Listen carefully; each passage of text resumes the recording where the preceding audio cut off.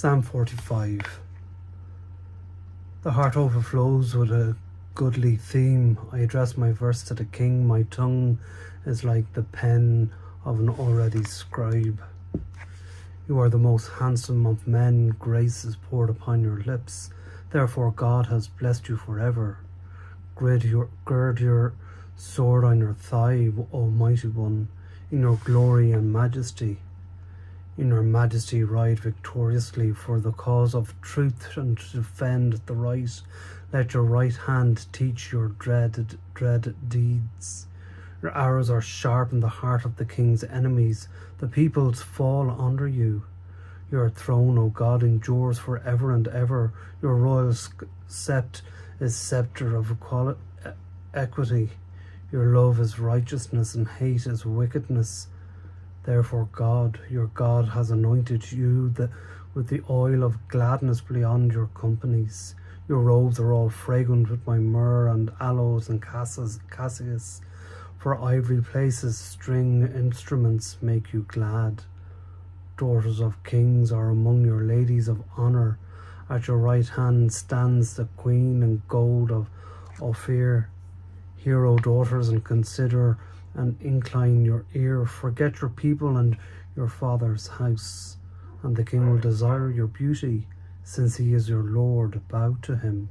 The people of Tyre will seek your favour with gifts, the riches of people with all kinds of wealth. The princess is decked in her chamber with gold woven robes. In many coloured robes she is led to the king. Behind her the virgins, her companies, follow. With joy and gladness they are led along, and they enter the place of the king.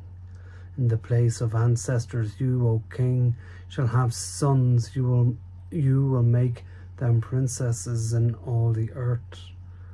I will cause your name to celebrate all generations. Therefore the peoples will praise you forever and ever.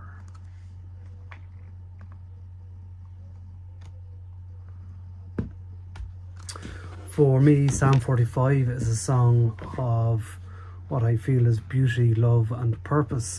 It was first written as a royal wedding song full of joy and celebration, but for us, especially in the contents of Mother's Union, it speaks much more deeply about dignity, faithfulness and the quiet strength of those who serve God in love.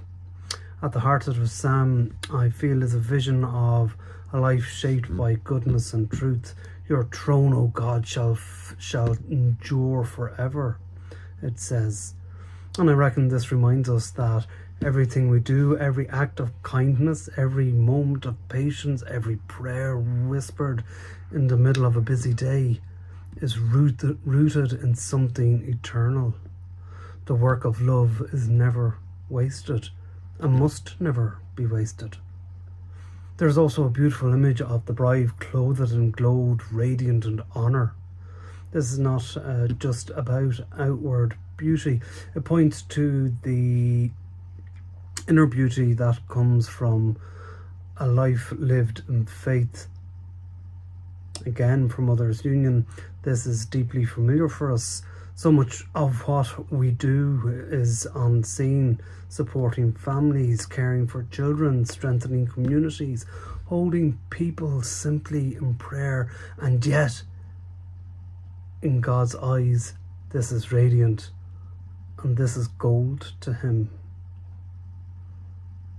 I reckon Psalm also speaks of being led with joy and gladness. I don't think faith is meant to be heavy for us or burdensome. Even in the challenges of life, there is a quiet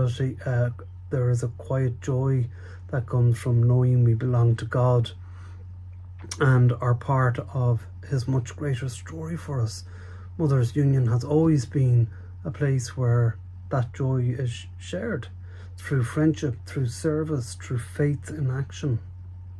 And there's a gentle call here too. Forget your people and your father's house. This is not about losing who we are, but it's about trusting God enough to step forward into something new.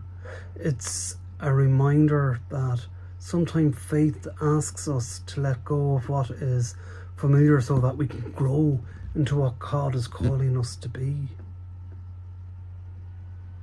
Then Psalm 45 is not just a song from long ago, it's a living reminder that God sees beauty where the world might not be. That faithfulness matters, that lives rooted in love reflect something in heaven of itself. As members of Mothers Union and in our own private lives, as you continue your work and continue your care and continue your prayer, remember this: God's sight is in sight, your life shines. And the question we might hold gently then is, where is God now calling us? Where is God calling me to recognize the quiet beauty and the purpose of life today? Amen.